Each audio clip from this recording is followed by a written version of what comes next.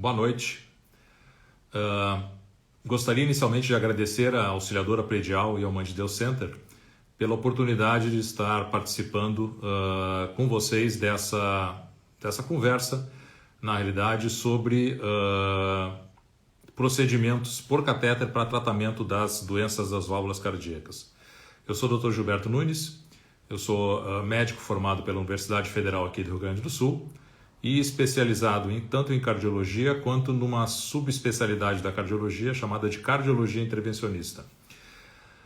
Tenho atuação nos hospitais Mãe de Deus, Moinhos de Vento e Divina Providência. E o meu consultório fica ali no Mãe de Deus Center, na Torre Alfa, conjunto 1105.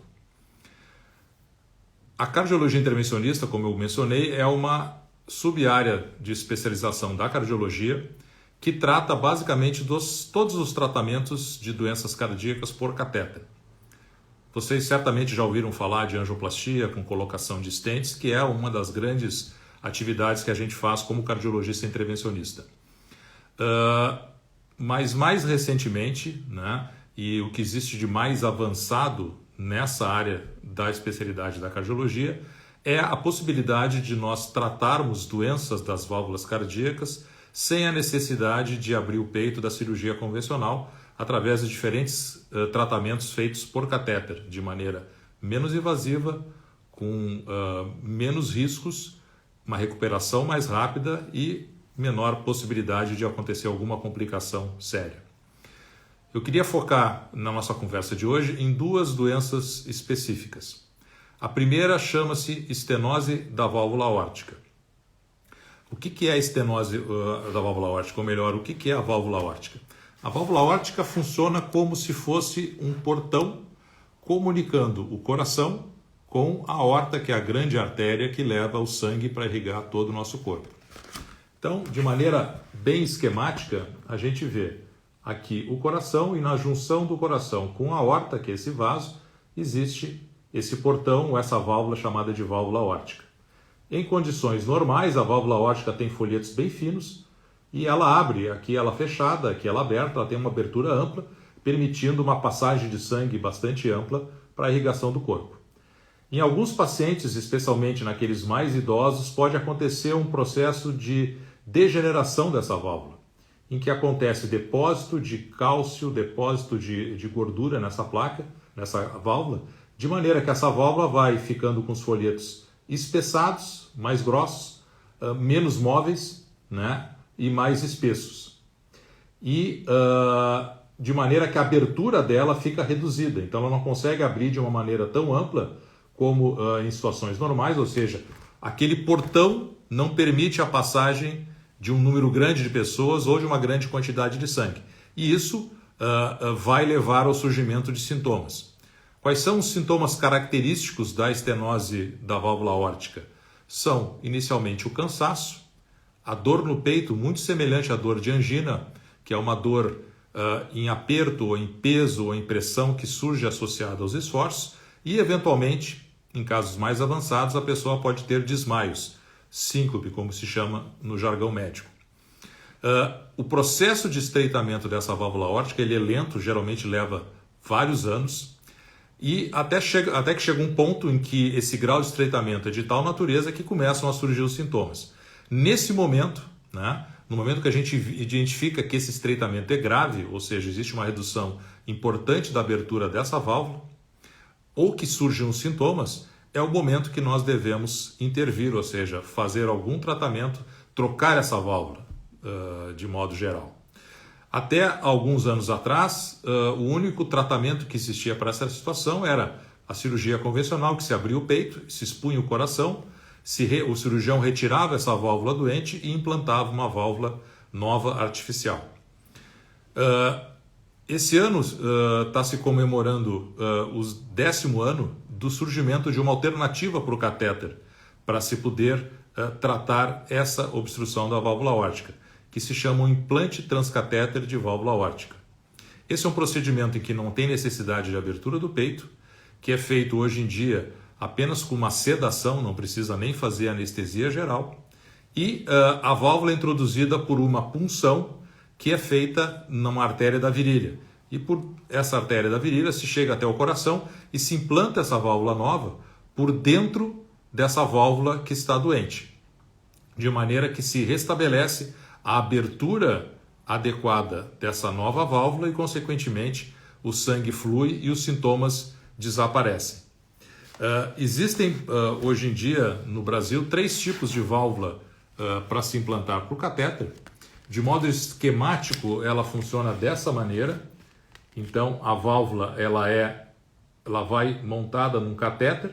Se for, como nesse caso, uma válvula expansível para o balão é insuflado, a válvula arma e fica dentro da válvula doente. O catéter é retirado e essa válvula começa a funcionar no lugar da válvula doente. E esse é um outro modelo de válvula que é autoexpansível, que ela se expande quando liberada de uma bainha e que funciona da mesma maneira. Ela é implantada por dentro da válvula doente e substitui a válvula doente na sua função de permitir a passagem do sangue. Já fazem 10 anos que essa técnica foi descrita pela primeira vez num estudo clínico muito importante, em que inicialmente se tratou pacientes que não eram candidatos à cirurgia, porque o risco da cirurgia era muito, muito alto, proibitivo. Então, esses estudos mostraram que, em comparação com o tratamento com remédios, o implante da válvula para o catéter aumentava o tempo de sobrevida desses pacientes.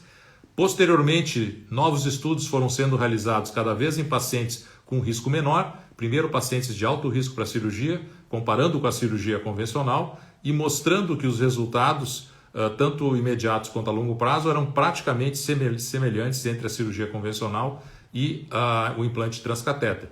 Posteriormente, novos estudos foram feitos em pacientes de risco intermediário para a cirurgia, ou seja, um risco de mortalidade durante a cirurgia em torno de 6%. E, mais recentemente, no ano passado, foram apresentados os resultados de trabalhos comparando a cirurgia com o implante transcatéter de válvula aórtica em pacientes de baixo risco cirúrgico, ou seja, pacientes cujo risco cirúrgico é muito baixo, em torno de 1%, 2%.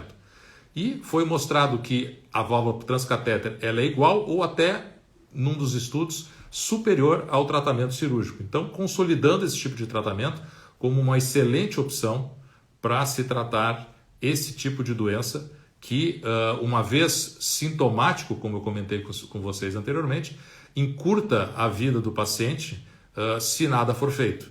Para vocês terem uma ideia, já tem estudos mais antigos mostrando que quando a estenose aórtica se torna sintomática, ou seja, o paciente começa a apresentar sintomas, mais ou menos 50% desses pacientes vão falecer no ano seguinte. Então, é uma doença que, quando o estreitamento é grave, precisa ser tratada com rapidez para evitar essas complicações e prolongar a sobrevida desses pacientes. A recuperação pós o implante pós-catéter ela é muito rápida. Normalmente, o paciente fica em torno de 1 a 3 dias internado. Né? Já existem centros na Europa e nos Estados Unidos nos quais os pacientes vão para casa no dia seguinte. E como eu falei também, a recuperação é mais rápida do que a cirurgia, a possibilidade de algumas outras complicações como infecção são bem reduzidas em relação ao tratamento cirúrgico convencional. A segunda doença que eu gostaria de abordar com vocês hoje, que também é uma doença de uma outra válvula cardíaca, chamada válvula mitral, é a insuficiência dessa válvula mitral. Então, ao contrário do que eu havia comentado anteriormente em relação à válvula aórtica, nesse caso a válvula não está estreitada, ela está insuficiente, ou seja, ela não veda adequadamente e existe um vazamento de sangue. Essa válvula mitral ela é localizada na junção do átrio esquerdo, que é a porção superior do coração, com o ventrículo esquerdo. Então, esse átrio esquerdo é onde o sangue do pulmão drena, depois de ser oxigenado, para ser passado para o ventrículo esquerdo e aí ser ejetado para o corpo através da válvula aórtica e da artéria aorta. Quando existe uma insuficiência dessa válvula, o que acontece? Em vez dela vedar perfeitamente, como vocês podem ver nesse painel aqui, ela não consegue ocluir totalmente, então fica um espaço no meio. E quando o coração contrai, esse sangue reflui, ou seja, volta para o átrio esquerdo e eventualmente para o pulmão, aumentando a pressão dentro do pulmão, fazendo com que exista um represamento de sangue no pulmão e causando o sintoma clássico dessa doença, que é a falta de ar. Essa é uma doença também que até poucos anos atrás a única alternativa era a correção por cirurgia de peito aberto e recentemente foi desenvolvido um método alternativo à cirurgia para tratamento dessa doença também por catéter de maneira menos invasiva.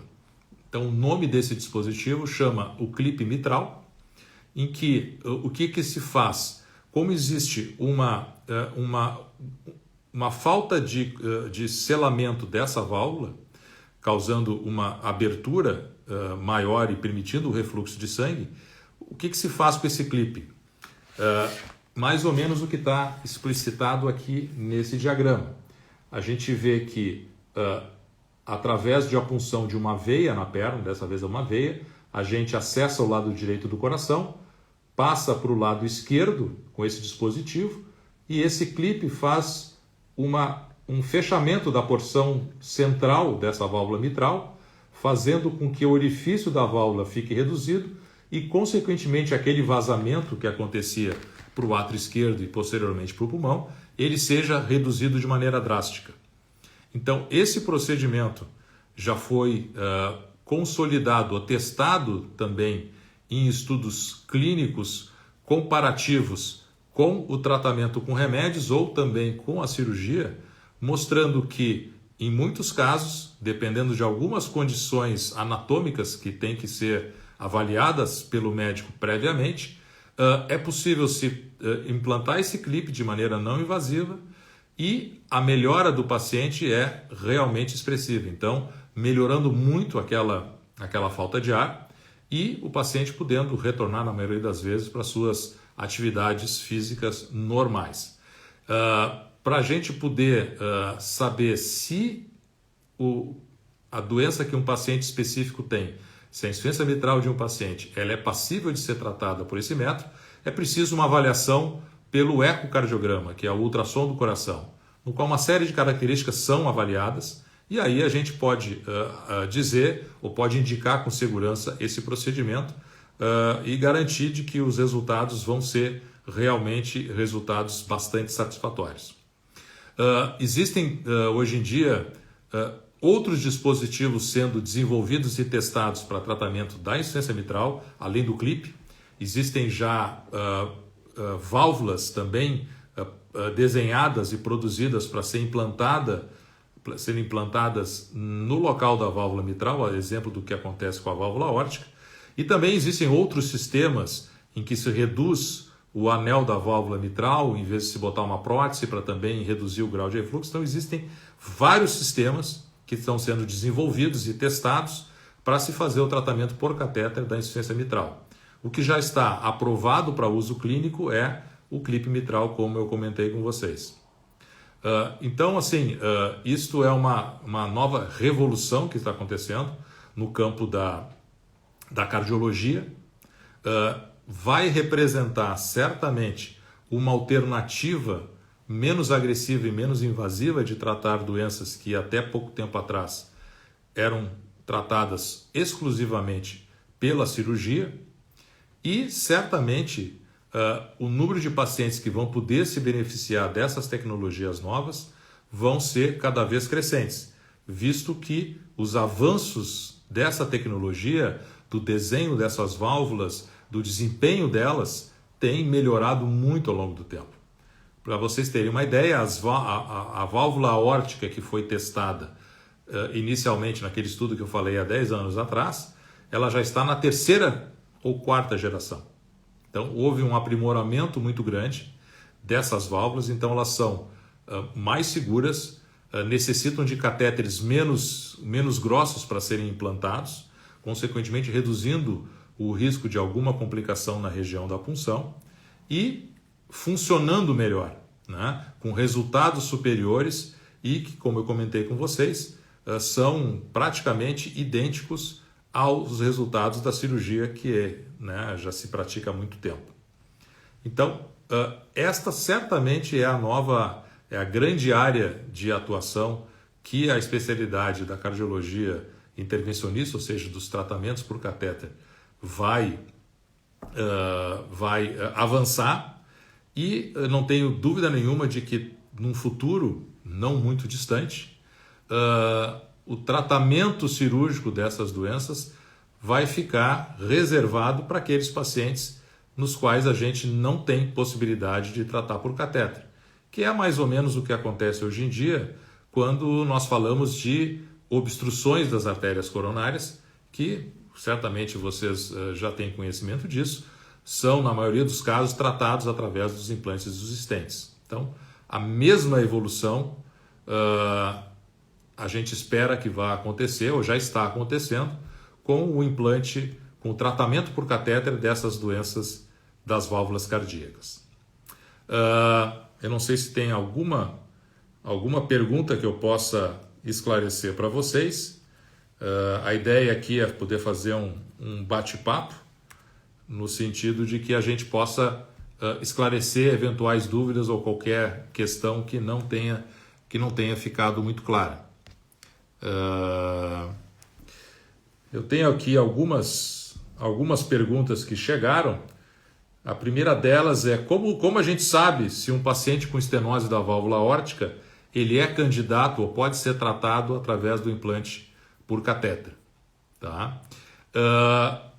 Para isso é necessário uma avaliação que é feita por um exame chamado de angiotomografia, no qual é avaliada tanto o local da válvula aórtica, quanto também todo o sistema arterial, a aorta e as artérias da perna, para a gente ver, primeiro, se o tamanho do anel da válvula aórtica que a pessoa tem pode ser compatível com as próteses que nós temos para implante por catéter. E também para ver se o acesso que a gente usa, ou seja, se as artérias da perna têm o diâmetro necessário para permitir a passagem segura dos catéteres. Certo?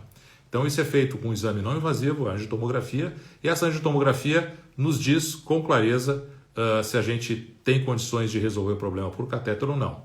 Como eu já adiantei para vocês, hoje em dia, na grande maioria dos casos, é possível se fazer sim a correção desse problema por catéter.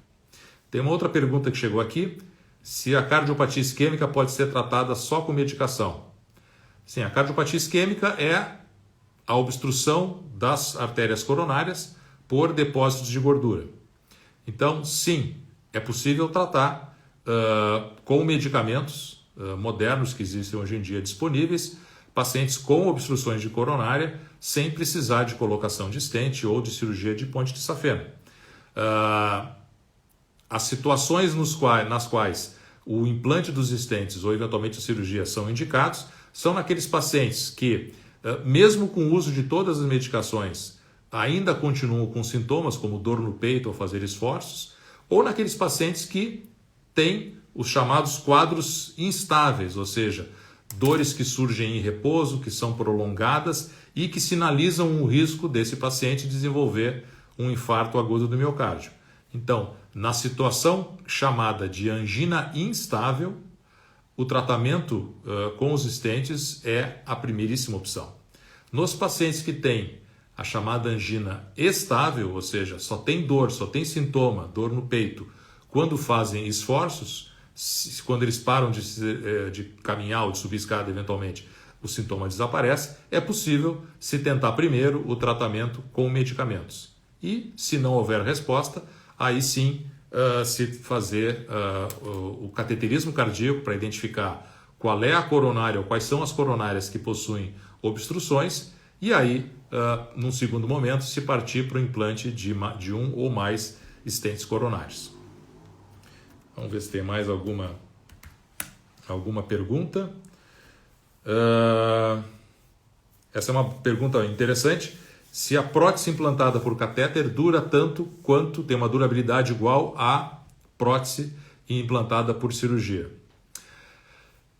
Sim, existem já estudos com segmento de 8 a 10 anos, mostrando que a durabilidade das válvulas que são implantadas por catéter é muito similar à das válvulas que são colocadas cirurgicamente. Na realidade, a estrutura das válvulas implantadas por catéter é muito semelhante à estrutura das válvulas implantadas por cirurgia. E elas recebem o mesmo tipo de tratamento para ter uma durabilidade boa. Então, como eu falei, é praticamente superponível o tempo que dura uma válvula implantada por cirurgia ou o tempo que dura uma válvula implantada de uma maneira menos invasiva por catéter. Mais uma pergunta, também agora relacionada à doença de coronária, tá?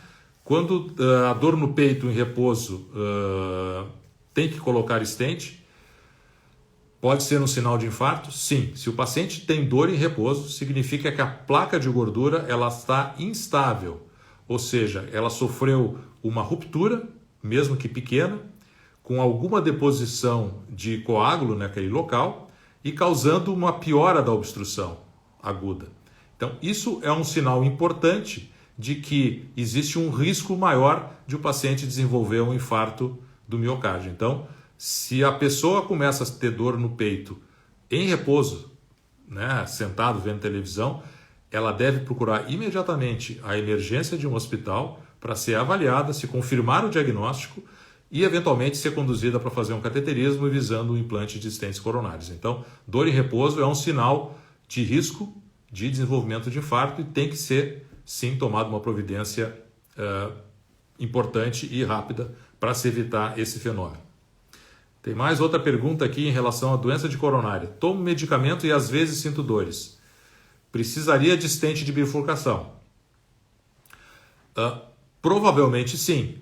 Se você está tomando todas as medicações que foram prescritas pelo seu cardiologista e mesmo assim persiste com dor no peito, tem limitação para fazer alguma atividade física, algum esforço físico, isso indica que a medicação não está sendo suficiente para controlar os sintomas. Então, nessa situação, existe indicação de fazer o cateterismo cardíaco, identificar qual coronária que tem a obstrução e implantar um stent, porque existiu uma falência ou uma falta de eficácia do tratamento com remédios. Então, a opção aí é colocar um stent, certo?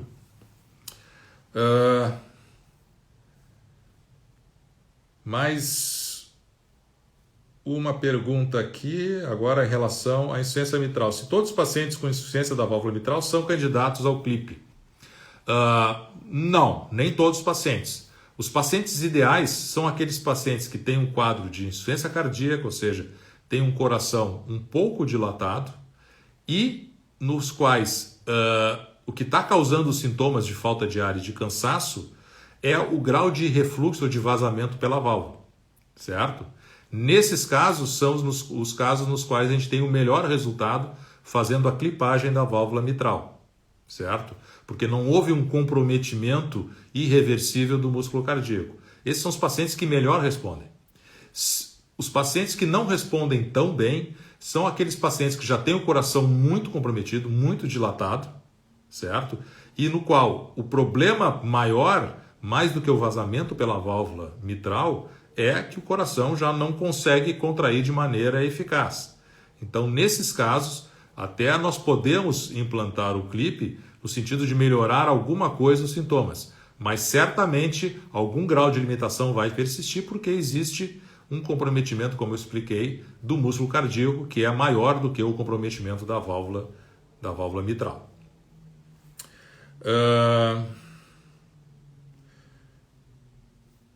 Outra pergunta, essa também é uma pergunta interessante. Naqueles pacientes que já têm uma válvula aórtica implantada cirurgicamente, por exemplo, um paciente que operou há 8, 10 anos, porque tinha uma estenose aórtica, colocou na cirurgia uma válvula artificial e agora, 10 anos depois, essa válvula ficou também estreitada, essa válvula implantada por cirurgia ficou estreitada, causando uma estenose da prótese que colocada na posição aórtica. É possível tratar por catéter esses pacientes? Sim. Talvez essa seja uma das maiores indicações de se implantar uma válvula por catéter. Por que isso? Porque o risco de uma nova cirurgia normalmente costuma ser o dobro do risco daquela cirurgia inicial. Por que isso? Porque o paciente já está mais velho, já está mais idoso, porque já existe uma fibrose ali no tórax, que vai dificultar o acesso cirúrgico, que vai aumentar o risco de sangramento. Então essa certamente é uma das grandes indicações de implante de válvula aórtica por catéter.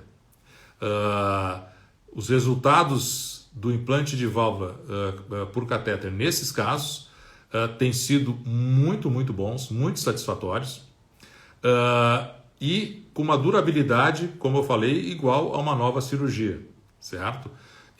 Então, nesses casos, mesmo que exista dois problemas com a válvula cirúrgica, ou seja, a estenose e o refluxo, ou seja, o vazamento dessa válvula, a válvula para o catéter funciona muito bem. Então, essa é uma das grandes indicações para se trazer o tratamento por catéter e evitar de ter que fazer uma nova cirurgia. Vamos ver mais alguma pergunta.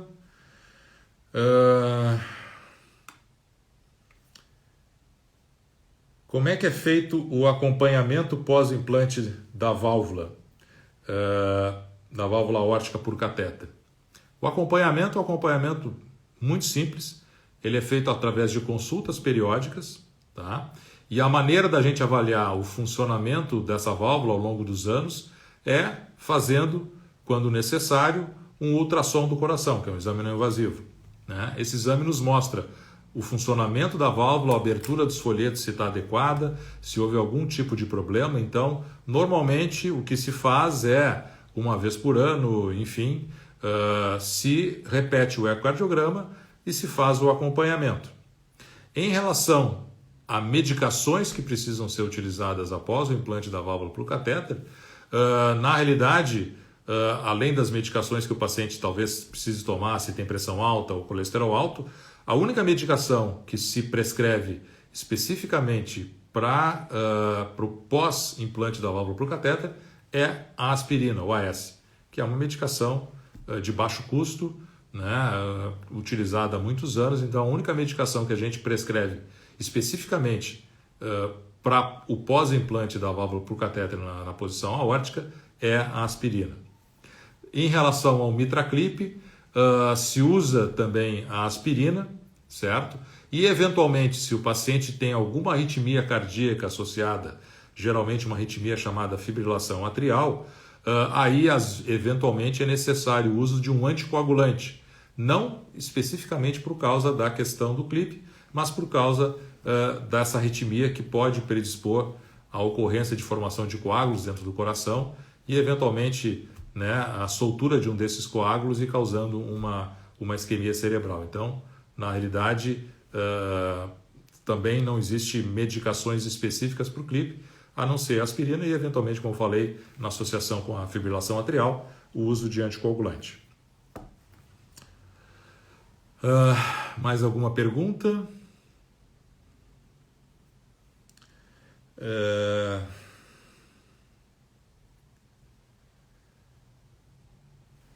Quais os cuidados necessários após o implante por catéter? Na realidade, não existe nada muito específico, além do acompanhamento médico, como eu comentei anteriormente. O que se faz é um gradual retorno às atividades normais. É importante ressaltar que esses tratamentos todos por catéter, eles são feitos para que a pessoa possa ter uma vida normal depois. Então, a ideia é de que ele possa voltar às suas atividades usuais sem sentir aqueles sintomas limitantes, né, de dor no peito, no caso da válvula aórtica, ou falta de ar ou cansaço, no caso tanto da válvula aórtica quanto da válvula mitral, certo? Então, a ideia desses procedimentos todos é que o paciente possa ter uma vida o mais próxima ou mais normal possível, certo? E com um segmento a longo prazo que seja bastante prolongado, certo? Vamos ver, mais alguma coisa?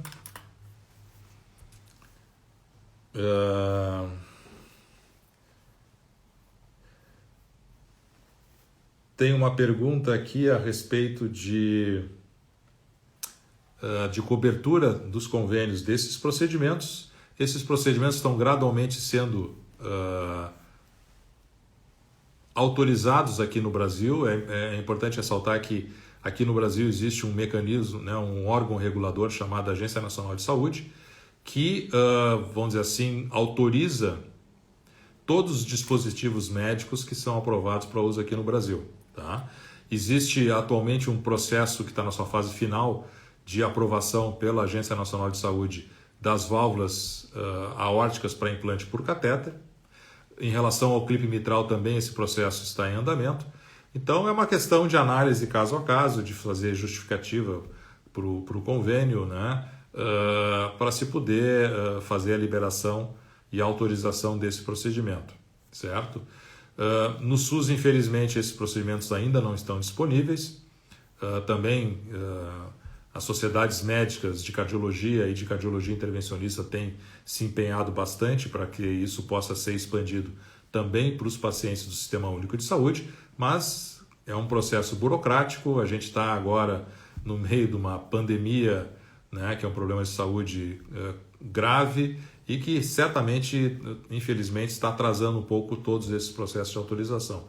Mas a perspectiva é que num futuro muito próximo, todos esses procedimentos possam ser utilizados tanto em pacientes que possuem convênio quanto pacientes que precisem do Sistema Único de Saúde. Vamos ver se tem mais alguma pergunta. Pessoal, é para vocês esclarecerem as dúvidas aí, né?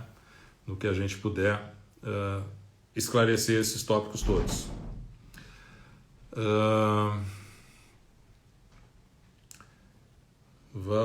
Tem uma outra pergunta aqui sobre o tratamento da insuficiência mitral.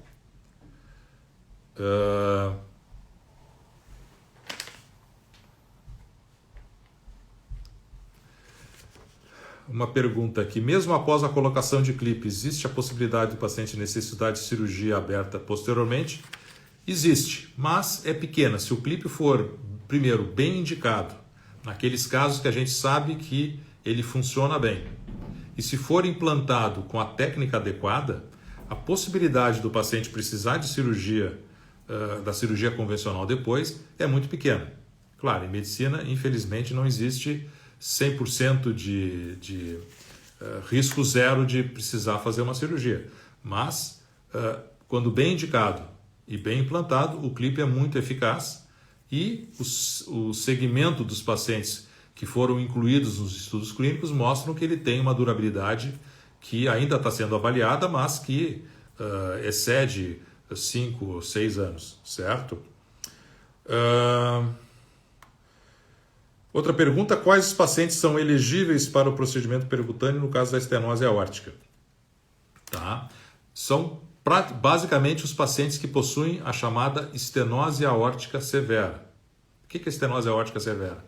É quando o orifício de abertura da válvula aórtica, que em condições normais fica entre 2 a 4 centímetros quadrados, ele se torna, pelo processo degenerativo da válvula, menor do que 1 centímetro quadrado. Tá? E se o paciente tem sintomas, além da estenose aórtica severa, existe uma indicação clara de se fazer o tratamento ou por catéter ou por cirurgia.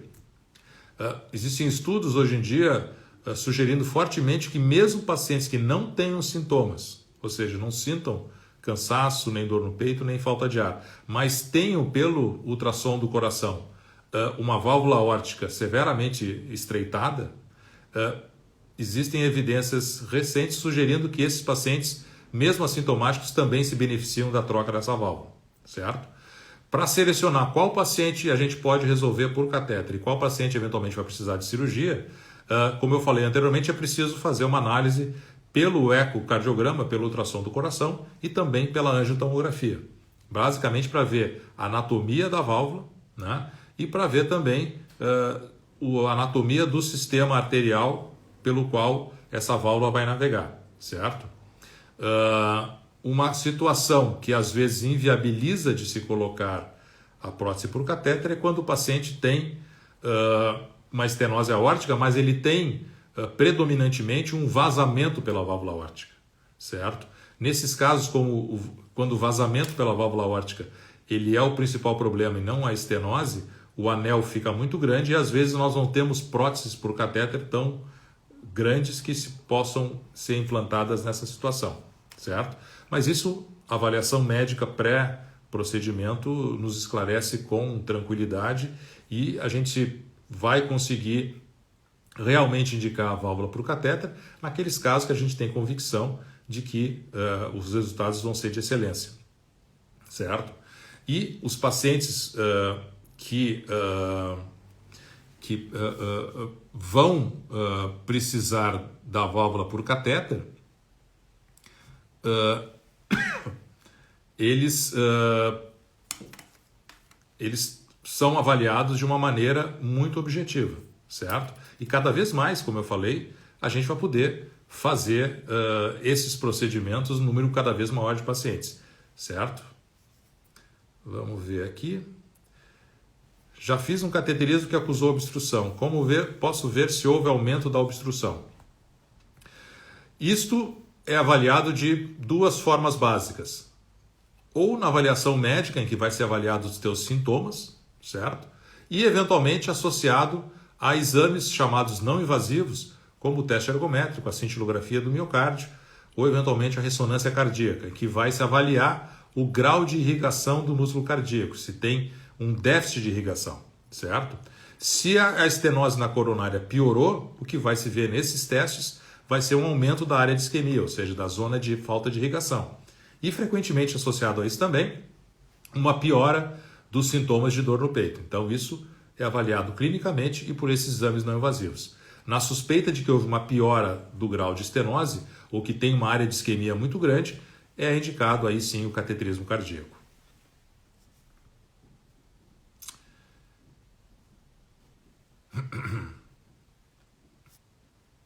Vamos ver mais aqui.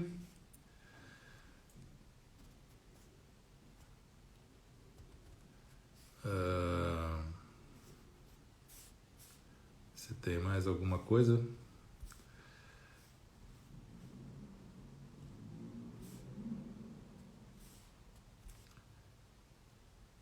Essa aqui já respondemos.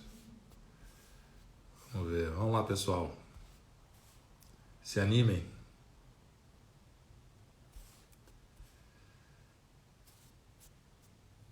Vamos ver aqui. Essa questão da piora da obstrução da coronária, a gente não costuma fazer cateterismo seriado, né? O cateterismo está indicado se existe uma piora dos sintomas, né? Que o médico tenha a convicção de que é angina. E eventualmente se pode indicar o cateterismo baseado nos sintomas do paciente, mesmo que eventualmente um exame como a cintilografia ou o teste ergométrico não mostrem grande alteração. Tá? Por isso que a avaliação médica é fundamental. Os sintomas são muito importantes. Com sintomas típicos, eventualmente você pode indicar o cateterismo, porque existe uma desconfiança, mesmo na ausência de indicativos de outros exames, de que eventualmente uma estenose, uma obstrução possa ter piorado ou que seja num território importante que mereça ser tratado de uma maneira mais agressiva, né, ou mais invasiva, como os stents. Vamos ver. Mais perguntas. Na substituição da válvula aórtica, qual a média de idade dos pacientes? Bom, inicialmente os pacientes que eram tratados naquela fase inicial, né, de pacientes de altíssimo risco cirúrgico ou eventualmente que não eram candidatos à cirurgia, se tratava basicamente de pacientes octogenários, ou seja, com 80 anos ou mais. Tá? Hoje em dia, se a gente avaliar os trabalhos mais recentes, a idade média desses pacientes está em torno de 70 anos, às vezes até menos. Então, assim, na realidade não é uma questão tanto de idade, né? Eventualmente, com a melhora dessas válvulas para o catéter e também com o segmento de mais longo prazo desses pacientes, eventualmente se espera que no futuro, mesmo pacientes mais jovens possam ser beneficiados dessa tecnologia. Né?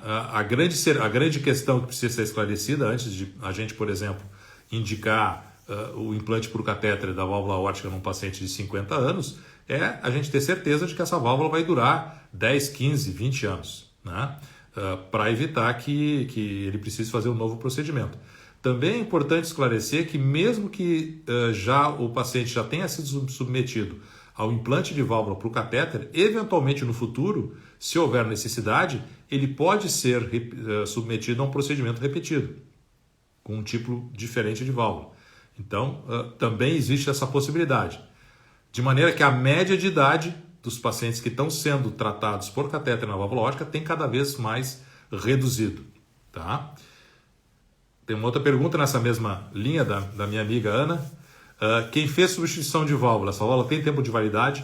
Não. A válvula cirúrgica, né, que a gente tem mais experiência, o tempo de durabilidade de uma válvula cirúrgica, uma válvula biológica, né, feita com tecido biológico, é em torno de 8 a 10 anos. Tá?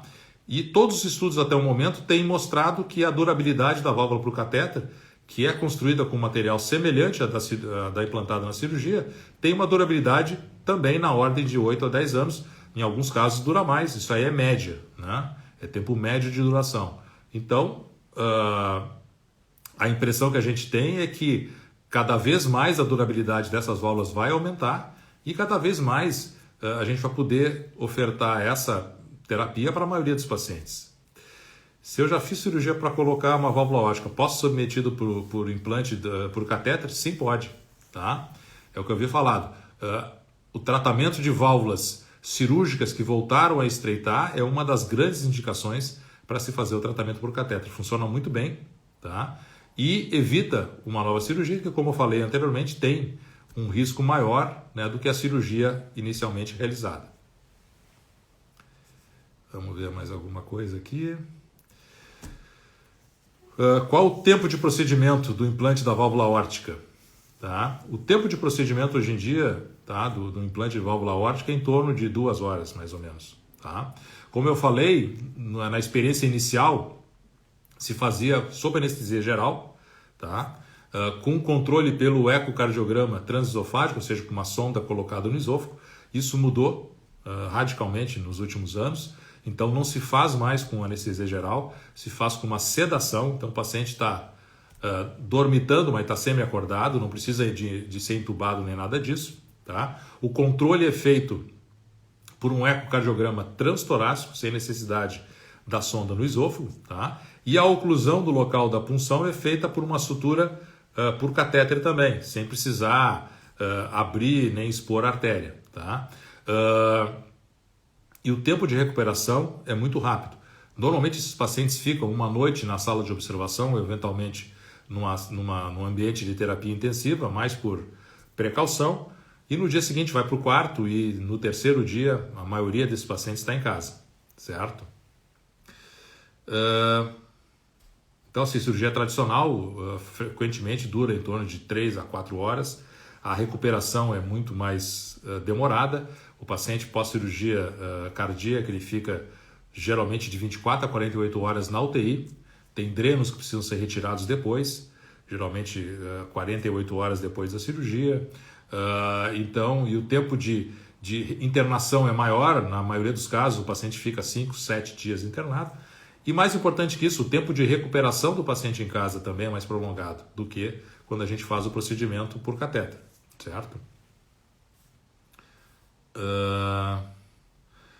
Os cuidados necessários pós-implante eu acho que mais ou menos comentei, né? É basicamente manter as medicações de uso crônico para outras doenças, como pressão alta, diabetes, colesterol alto, e medicações específicas para a válvula é basicamente a aspirina 1AS. Tá? E a ideia é que os pacientes voltem para a atividade normal em uma semana no máximo, certo? Isso é a realidade do que tem acontecido hoje em dia, tá? E é uma das grandes vantagens que existe esse tratamento em relação à cirurgia convencional. Uma outra questão também que afeta a cirurgia tradicional de troca de válvula é que essa cirurgia é feita com o coração parado e com a chamada circulação extracorpórea, que é um coração artificial que oxigena o sangue do paciente.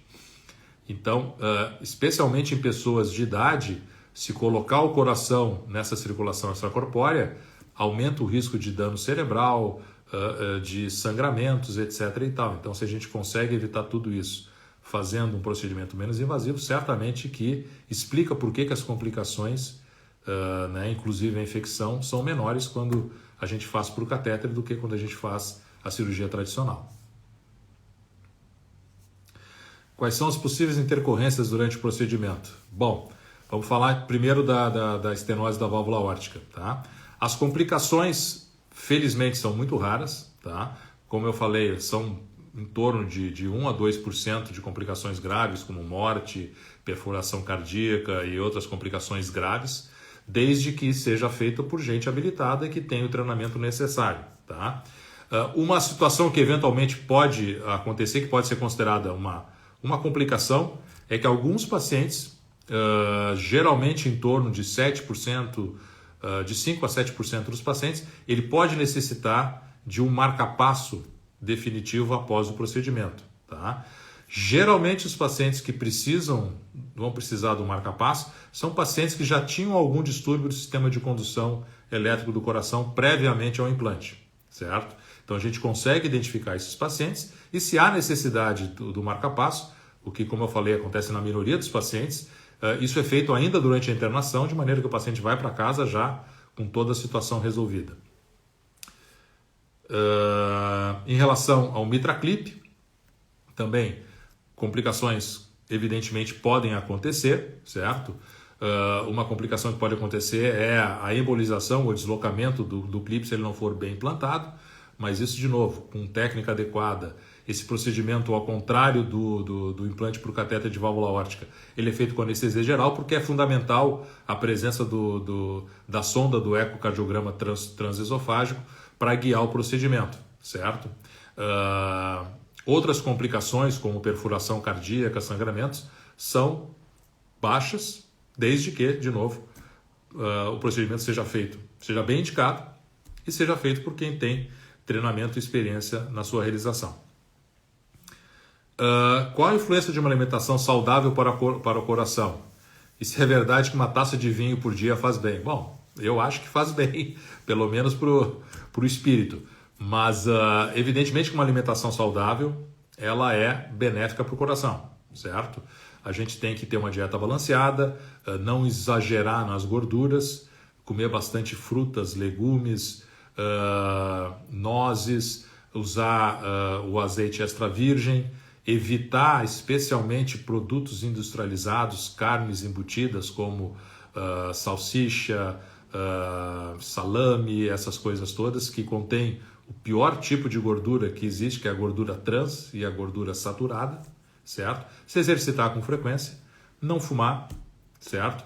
Tentar manter o peso o mais próximo possível do adequado, certo? E isso certamente faz com que a chance da pessoa ter obstrução de coronárias, um infarto do miocárdio, reduza de maneira significativa, certo?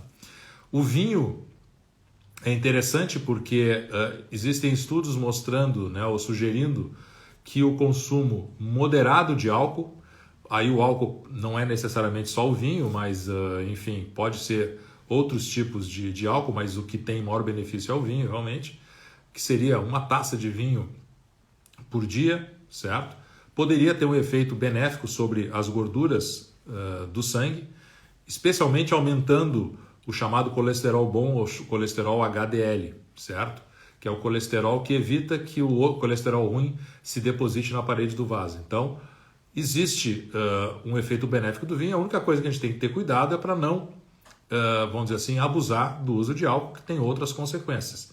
Também a gente tem que lembrar que o álcool e o vinho são calóricos, certo? Então, eventualmente, a gente pode ter algum ganho de peso consumindo, se isso for associado a uma dieta no qual a pessoa come muito carboidrato. Então, parcimônia, né? A gente, como médico, pela questão do álcool em si, né? Dos malefícios do álcool em doses elevadas, a gente tem muito cuidado quando, vamos dizer assim, recomenda ao paciente o uso do álcool ou do vinho em porções pequenas como terapêutica, mas existem evidências sim de que ele pode ajudar nesse contexto de melhora da alimentação.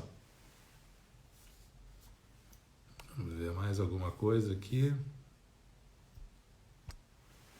Ver se eu deixei passar alguma coisa. alimentação saudável é prioridade, mas o vinho também, olha, eu diria que a prioridade é alimentação saudável e exercício físico. E cessação do fumo. O vinho tinto entra como um coadjuvante. Tá? A gente não vai basear a nossa prevenção cardiovascular no consumo de vinho, certo? Ele é um item dentro de um pacote, né, que inclui alimentação saudável e exercício físico. Pode tomar vinho tomando medicação? Pode, não tem problema, certo? Desde que seja, de novo, né, uma taça, né, com parcimônia, certo? Implanta um marca-passo definitivo ou transvenoso, caso aconteça a intercorrência que pode ocorrer. O que a gente faz nos implantes por catéter de válvula ótica? Isso é uma situação específica do implante por catéter da válvula ótica. A gente normalmente coloca um marca-passo provisório por uma punção de uma veia durante o procedimento, porque na eventualidade pouco frequente, 5 a 7%, de que haja um bloqueio do sistema de condução durante o procedimento, o marca-passo que foi colocado provisoriamente, ele vai funcionar e vai comandar o ritmo do paciente. Acontece em alguns casos de haver necessidade do marca-passo provisório durante o procedimento e nas horas seguintes ou no dia seguinte, o paciente retoma o seu ritmo normal e esse marca-passo pode ser retirado. Na grande maioria dos pacientes que fazem implante por catéter de válvula ótica, a gente retira o fio de marca-passo provisório ainda no final do procedimento, certo? Uma minoria vai precisar manter o marca-passo por mais algumas horas ou por 24 horas e a minoria ainda maior vai precisar implantar o marca-passo definitivo porque não recuperou o ritmo cardíaco normal. Mais alguma coisa? Estamos quase no final do nosso tempo aqui, temos mais uns 5 minutos para esclarecer as últimas dúvidas. Deixa eu ver se eu não esqueci de nada. Muita pergunta sobre o vinho tinto. Eu só recomendo que seja um vinho tinto de boa qualidade, né? Nós temos vinhos aqui no nosso estado que são de qualidade muito boa, então selecionar bem o vinho que se toma, né? Mas vamos ver se tem alguma coisa que eu deixei para trás. Certo, aqui acho que talvez eu tenha esclarecido todas as perguntas que eu vi aparecerem por aqui. Se eu por acaso pulei alguma, por favor, repitam ela agora, que eu respondo ainda nesse tempo que nos resta.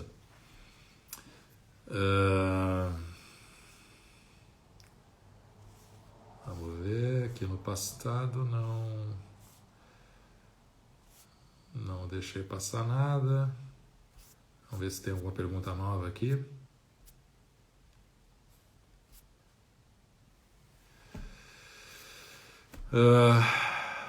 Acho que ou as dúvidas foram todas esclarecidas ou o pessoal está meio tímido de fazer novas perguntas aí.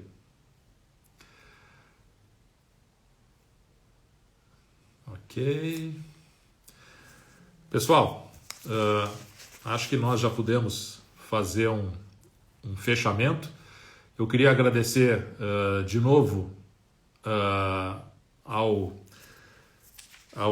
ajuda inestimável, né, do Mãe de Deus Center e da Auxiliadora Predial para a gente poder ter esse bate-papo, certo?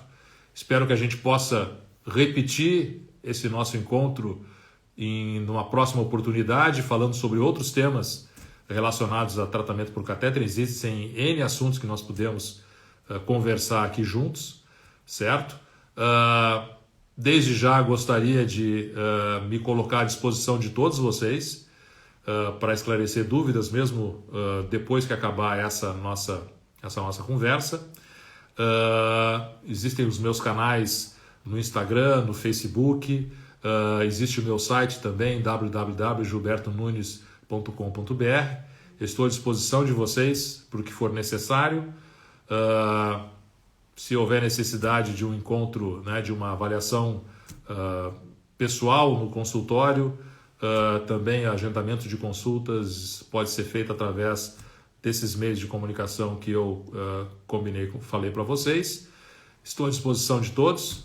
Foi um grande prazer poder trocar ideia com vocês.